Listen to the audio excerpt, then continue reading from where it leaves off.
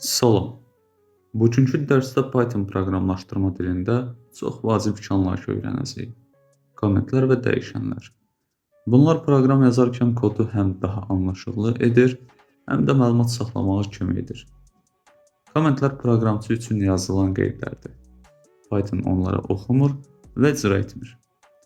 Komment yazmaq üçün DS işarəsindən istifadə olunur. Məsələn, bu bir kommentdir. Aşağısında isə print əmri ilə kod yazırıq.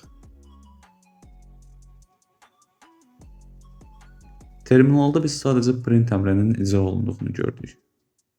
Kommentlərin əsas məqsədi kodu izah etmək, qeydlər yazmaq, özünə və ya komandaya məlumat vermək və kodun daha oxunaqlı olmasıdır. Kommentlər iki yerə bölünür. Tək sətirli kommentlər, bu təkcə D simvolu ilə yazılır və çox sətirli kommentlər. Bu isə 3 qoşa dırnaqla yazılır. Çox sətirli kommentlər bir neçə qeydlər aparmaq üçün istifadə olunur. Məsələn, bu proqram Python öyrənmək üçün yazılıb. İstədiyimiz qədərilə tam mətn tipli cümlələri yaza bilərik.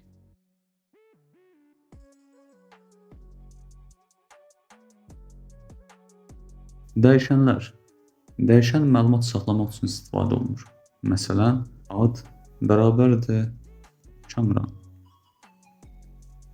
Burada ad bir dəyişəndir. Kamran isə dəyişənin içində saxlanılan məlumat. İndi isə biz bu dəyişəni çap edirik. Print ad və Kamran adının çap olunduğunu gördük.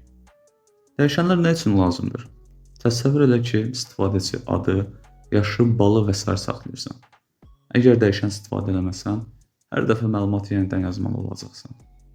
Dəyişənlər vaxta qənaət edir, kodu daha rahat idarə etməyə kömək edir və böyük proqramların əsasını təşkil edir. Biz həmçinin bir neçə dəyişən də yaza bilərik.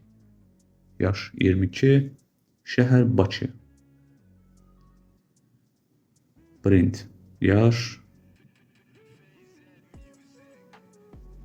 print şəhər.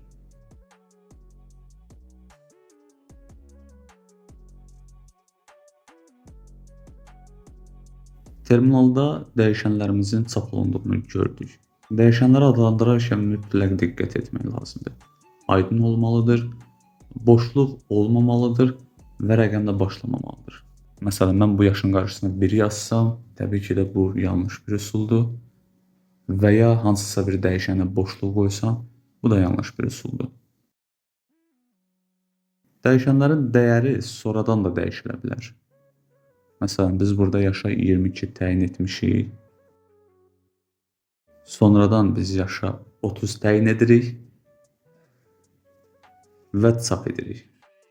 Terminalda biz yaşın 22 yox, artıq 30 olduğunu gördük. Biz həmçinin dəyişənləri birləşdirə də bilərik. Məsələn, ad dəyişənini print funksiyası ilə birləşdiririk. Print salam, mənim adım,